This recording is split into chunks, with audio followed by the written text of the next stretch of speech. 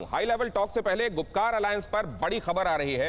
फारूक अब्दुल्ला से उमर अब्दुल्ला की मीटिंग हुई है। फारूक अब्दुल्ला के घर पहुंचे हैं उमर अब्दुल्ला और आपस में बातचीत हुई होगी।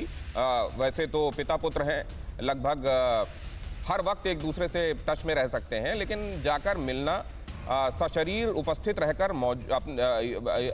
वहां पर बातचीत करना, किस मुद्दे पर ये, क्योंकि ये लास्ट मिनट टॉक्स हैं, क्या ये हो सकता है कि कुछ एक मुद्दों पर यह तय हो रहा हो कि we probably can think about changing जो हम अभी तक ओपिनियन लेकर चल रहे थे, जो स्टेटमेंट्स दे रहे थे, क्या इसमें कोई गुंजाइश है? क्या इसमें हम कुछ ट्वीकिंग कर सकते हैं या नहीं कर सकते? हो सकता है ऐसा कुछ हो रहा हो। मैं ज़रा विनोद शर्मा जी के पास जाना चाहता हूँ, अनुभवी पारखी आंखें, जिन्होंने इतने दिनों तक वहाँ की उठापटक को देखा है, ज़रा उनसे समझता हूँ। सर, कुछ ऐसा हो सकता है जो सरप्राइजिंग हो, खासतौर से गुपकार के लोगों की तरफ से?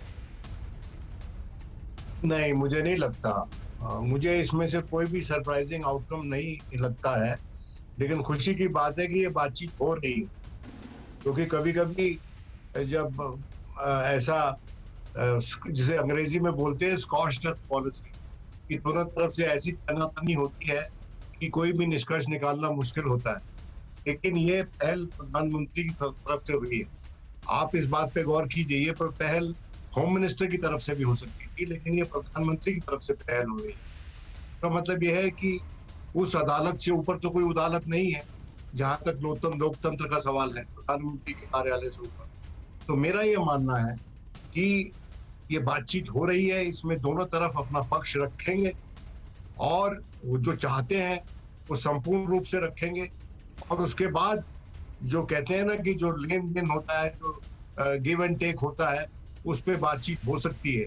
लेकिन सब इस बात पर मुनसर करेगा कि ये जो पार्टीज आई हैं कश्मीर से बात करने के लिए, खासकर पीडीपी और नेशनल कॉन्फ्रेंस, ये अपनी सपोर्ट बेस के बारे में कितनी आश्वासित है, कितनी मुतमईन है, इनको जो अपना इनपुट मिल रहा है वहां पर जमीन से, वो इनपुट इनको क्या बता रहा है, क्या सिखा रहा है।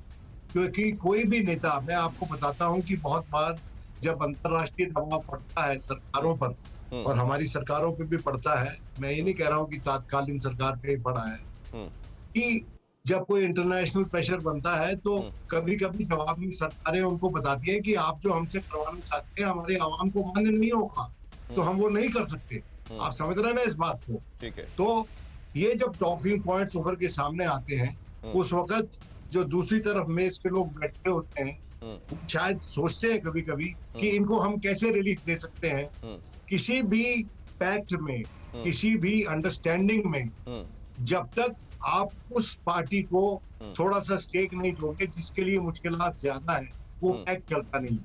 ठीक है, थोड़ी वो जगह देनी पड़ेगी अगर आप बातचीत को कर रहे हैं। विनोद सर, मैं आपके पास लौटता हूं और आपने जो शुरुआत में बात कही थी उसको लेकर ही आगे चलता हूं कि बहुत कुछ सरप्राइजिंग नहीं हो सकता।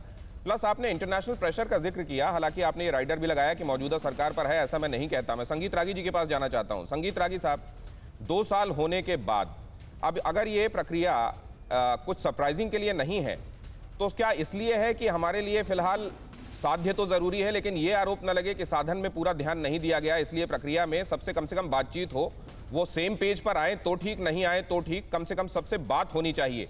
क्या इसलिए हो रहा है ये? देखिए, लोकतंत्र में ये बहुत महत्वपूर्ण बात हो जाती है कि जो भी स्टेक होल्डर्स हों, जो भी लोग हों, उन सबके साथ बातचीत की जाए। इसलिए मुझे लगता है कि इसका स्वागत किया जाना चाहिए और सभी लोग इसका स्वागत कर भी रहे हैं। दूसरी बात, देखिए, इस वार्ता के 3-4 अंश हैं जिस पर गौर करने की बात है। एक डिलिमिटेशन का मामला निकल करके आ रहा है, दूसरा 370 को वापस लेने की बात पीडीपी कर रही है, नेशनल कॉन्फ्रेंस कर रहे हैं। तीसरी बात जो है वो वहाँ के इंडस्ट्रियल डेवलपमेंट की बात है, और चौथा है कि क्या स्टेटहुड उनको लौटाया जा रहा है, लौटाया जा सकता है या नहीं।